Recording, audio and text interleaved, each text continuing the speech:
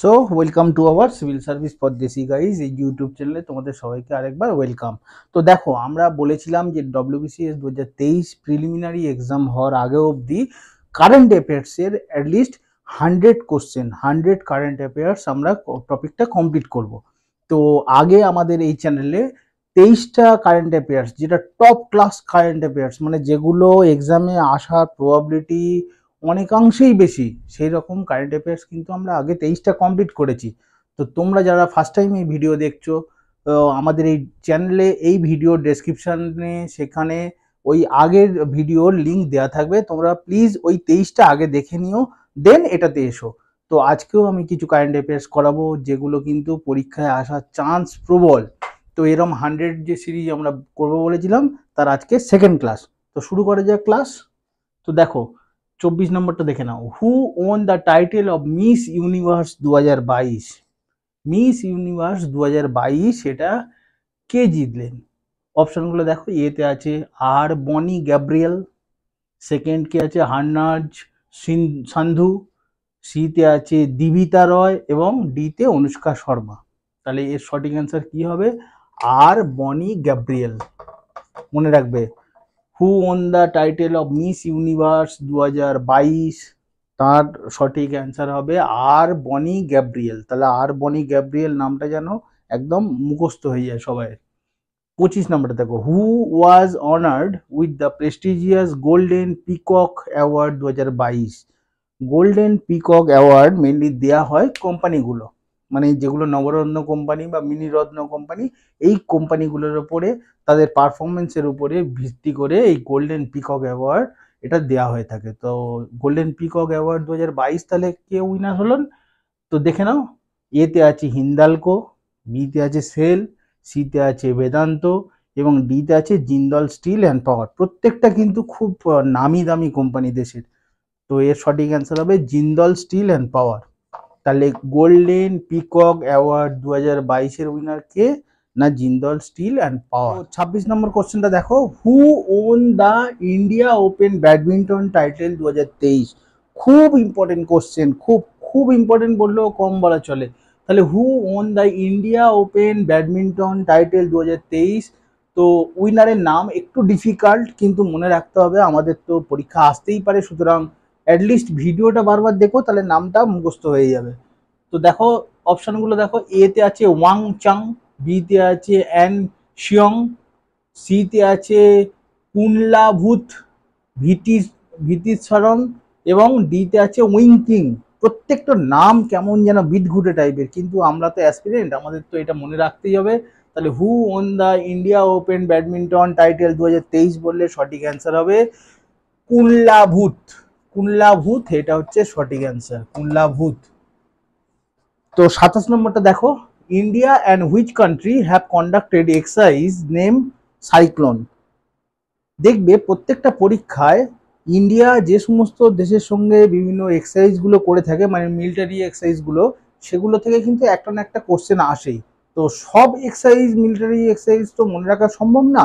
তো যেগুলো mainly important সেগুলো আমি তোমাদের কারেন্ট অ্যাফেয়ার্সে এই 100 সিরিজ করাতে করাতে আমি কমপ্লিট করে দেবো। তো এখন যেটা কোশ্চেন আছে কি না, India and which country have conducted exercise name cyclone? এই যে এক্সারসাইজটা হলো সাইক্লোন নামে, সেটা কোন দেশের সঙ্গে ইন্ডিয়া করলো এক্সারসাইজটা? অপশনগুলো দেখো, A Norway, B Egypt, C UAE এবং ডি ইউএসএ। তো এর সঠিক অ্যান্সার হবে ইজিপ্ট। তাহলে ইন্ডিয়া ইজিপ্টের সঙ্গে যে এক্সারসাইজটা কন্ডাক্ট করলো সেটা হচ্ছে সাইক্লোন নামে যে এক্সারসাইজটা, সেটা ইজিপ্টের সঙ্গে। 28 নম্বরটা দেখো, India and which country start friendship pipeline to supply diesel? ভাবতে পারছো, একটা দেশ থেকে আরেকটা দেশে ডিজেল সাপ্লাই হবে থ্রু পাইপলাইন, এবং সেটা কোন দেশের সঙ্গে? ইন্ডিয়ার অবশ্যই পার্শ্ববর্তী দেশ হতে হবে, এটা তো নিয়ম।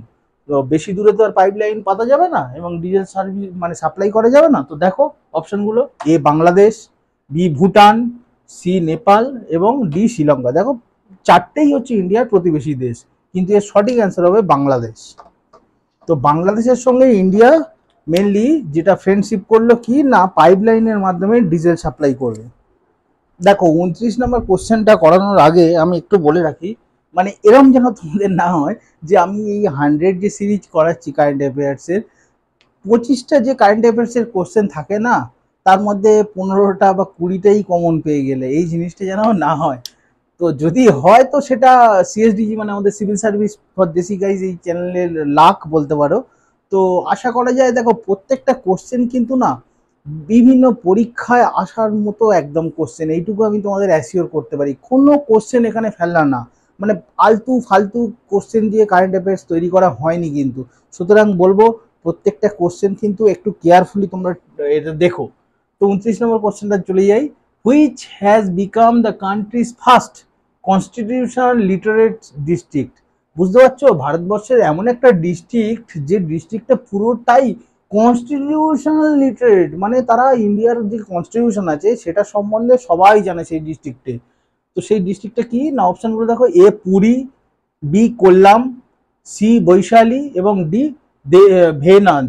তো আরেকবার বলি, পুরী, কোল্লাম, বৈশালী এবং ভেনাদ। এর সঠিক অ্যান্সারটা কি হবে? কোল্লাম, কোল্লাম ডিস্ট্রিক্ট।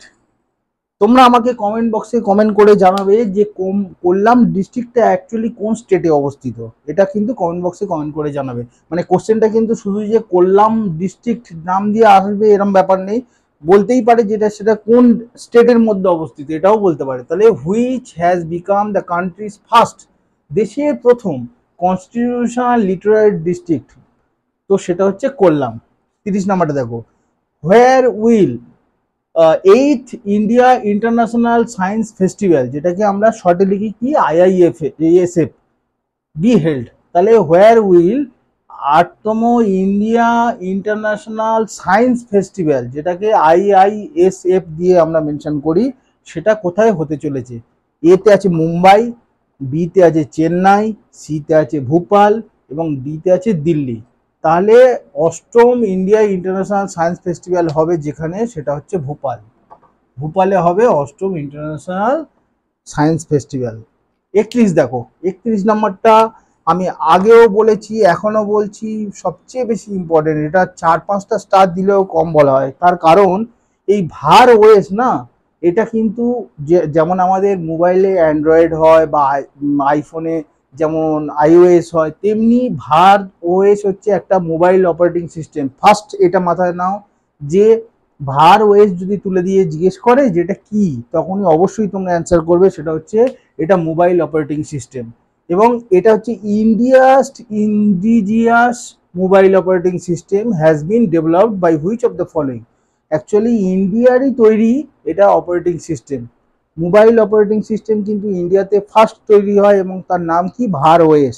এর আগে যে আমরা অ্যান্ড্রয়েড ব্যবহার করছি বা iOS ব্যবহার করছি, এগুলো ছাড়িয়ে কিন্তু ভার ওএস হচ্ছে আগামী দিনে ইন্ডিয়ার মার্কেটে কিন্তু একটা ভালো রকম প্রভাব আনতে চলেছে। তো দেখো এটা তৈরি করেছে কোন ইনস্টিটিউট, মানে ডেভেলপ করেছে? IISc Bengaluru, IIT Mumbai, IIT Madras এবং IIT আহমেদাবাদ। এই কটা IIT এবং IISc এর মধ্যে কে ভারত ওএস এই মোবাইল অপারেটিং সিস্টেমটাকে ডেভেলপ করলো? তো এর সঠিক অ্যান্সার হবে IIT মাদ্রাস। খুব important, IIT Madras actually Bharat OS এর জন্মদাতা বলা চলে। তো এই কোশ্চেনটা কিন্তু আগামী দিনে বিসিএস কেন যে কোনো পরীক্ষায় আগামী দিনে আসতে চলেছে। তো 32 নম্বর কোশ্চেনটা দেখে নাও, who among the following has been declared as a global terrorist by UN. যদি এই ইউএন কথাটা বলা না থাকতো না, এই কোশ্চেনটা ইম্পর্টেন্ট হতো না। যেহেতু ইউনাইটেড ন্যাশনালের কথা বলা আছে এবং ইউনাইটেড ন্যাশনাল কোনো রকম বিবৃতি দিচ্ছে বা বক্তব্য পেশ করছে, সেটা কিন্তু যে কোনো পরীক্ষার জন্য কিন্তু ইম্পর্টেন্ট হয়ে যায়। তো এখানে ইউনাইটেড নেশন বলছে গ্লোবাল টেররিস্ট, কাকে বলছে গ্লোবাল টেররিস্ট? সেই কারণের জন্য এই কোশ্চেনটার ইম্পর্টেন্স এতটাই বেশি। এবং ভাবতে পারছো বিশ্বের একটা মানে ভয়ঙ্কর টেররিস্ট, তার নাম জানতে চাচ্ছে এবং সেটা ইউএন অলরেডি ডিক্লেয়ার করে দিয়েছে। তো এতে আছে ওসামা বিন লাদেন, বিতে আছে আজম, সিতে হাফিজ সঈদ এবং ডিতে আব্দুল রেহমান মাক্কি। দেখো প্রত্যেকেই কিন্তু এখানে টেররিস্ট। এবারে ইউএন ডিক্লেয়ার করলো যাকে গ্লোবাল টেররিস্ট হিসাবে, তার নামটা আমাদের জানতে হবে। তো তার নাম কি? আব্দুল রেহমান মাক্কি। তোমরা এই মাক্কি এই নামটা দিয়েই মেনলি মনে রাখবে, আর মাক্কি। তাহলে আব্দুল রহমান মাক্কিকে UN United national global terrorist হিসাবে আখ্যা দিল। 33 দেখো, where was the national Khadi festival 2023 organised? Khadi festival 2023-এ কোথায় হতে চলেছে? স্টেটগুলোর নাম দেখো, এতে গুজরাট, বিতে বিহার, সিতে ঝাড়খণ্ড এবং ডিতে মধ্যপ্রদেশ। সুতরাং খাদি ফেস্টিভ্যাল 2023 এটা হতে চলেছে মেনলি মধ্যপ্রদেশে, এই স্টেটে মধ্যপ্রদেশে হতে চলেছে খাদি ফেস্টিভ্যাল 2023।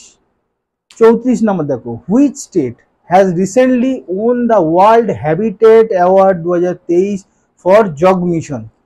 এটা কিন্তু খুব ইম্পর্টেন্ট, আমি 3টে স্টার মেরে রাখলাম। Which state has recently won the world habitat award 2023 for jug mission? এই জগ মিশনে যেটা হচ্ছে ওয়ার্ল্ড হ্যাবিটেট অ্যাওয়ার্ড 2023 জিতলো কে? উইনার স্টেট নাম বলতে হবে, সেটা হচ্ছে এতে আছে কেরালা, বিতে আছে কর্ণাটকা, সিতে আছে ঝাড়খণ্ড এবং ডিতে আছে উড়িষ্যা। তোমরা একদম মেমোরির মধ্যে আজকে সেট করে নাও যে জগ মিশন অ্যাওয়ার্ড 2023 এটা পেল উড়িষ্যা স্টেট।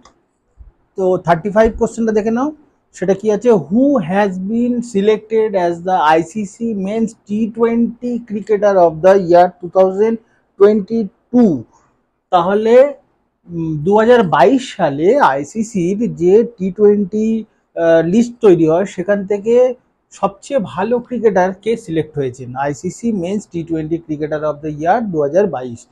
তো অপশনগুলো দেখো, এতে হার্দিক পান্ডিয়া, বিতে শ্যাম কুরান, সিতে এম রিজওয়ান এবং ডিতে সূর্যকুমার যাদব। তো এর সঠিক অ্যান্সার হবে সূর্যকুমার যাদব। তাহলে সূর্যকুমার যাদব ইন্ডিয়ার একজন ভালো ব্যাটসম্যান, তিনি হচ্ছে ICC men's T20 cricketer of the year 2022 হিসেবে সিলেক্টেড হয়েছেন। 36 নম্বর দেখো, who has won the men's hockey world cup 2023 title? 2023 সালে যে হকি মেন্স ওয়ার্ল্ড কাপ হয়ে গেল, হকির ওপরে যে পুরুষদের ওয়ার্ল্ড কাপটা হলো 2023 সালে, তার বিজেতার নাম কি, মানে কে জয়ী হলো? অপশনগুলো দেখো, এতে অস্ট্রেলিয়া, বিতে বেলজিয়াম, সিতে ইন্ডিয়া এবং ডিতে জার্মানি। প্রত্যেকটা দেশ, এখানে যে কটা দেশের নাম আমি হকিতে উল্লেখ করলাম, প্রত্যেকটা দেশ কিন্তু হকিতে খুব ভালো এবং কিন্তু চ্যাম্পিয়নকে 2023 সালের যদি জিজ্ঞেস করে সেটা হচ্ছে জার্মানি। জার্মানি ওয়ার্ল্ড চ্যাম্পিয়ন হলো হকি মেন্স ওয়ার্ল্ড কাপে। 37 নম্বরটা দেখো, who has won the women's under nineteen T20 world cup title? Under nineteen world cup যেটা উমেন্সদের, সেটা চ্যাম্পিয়নের নাম জানতে চেয়েছে। অপশনগুলো দেখো, এতে ইংল্যান্ড, বিতে ইন্ডিয়া, সিতে পাকিস্তান এবং ডিতে অস্ট্রেলিয়া। এই কোশ্চেনটা কিন্তু খুব ইম্পর্টেন্ট, যে 2023 সালে যে under-19 women's T20 world cup হলো, তার চ্যাম্পিয়ন হচ্ছে ইন্ডিয়া অ্যাকচুয়ালি, যার জন্য এই কোশ্চেনটা অনেক বেশি ইম্পর্টেন্ট। তো দেখো, 100টা যে কারেন্ট অ্যাফেয়ার্সের আমরা সিরিজ করবো বলেছিলাম, আজকেও কিছুটা তার পার্ট কমপ্লিট করলাম। আশা করি আগামী দিনের যে কোনো পরীক্ষায় এই কোশ্চেনগুলো তোমাদের খুব কাজে আসবে। আর যদি ভিডিওটা ভালো লেগে থাকে বন্ধুদের সঙ্গে প্রচুর শেয়ার করো। আর thanks for watching my video. Thank you.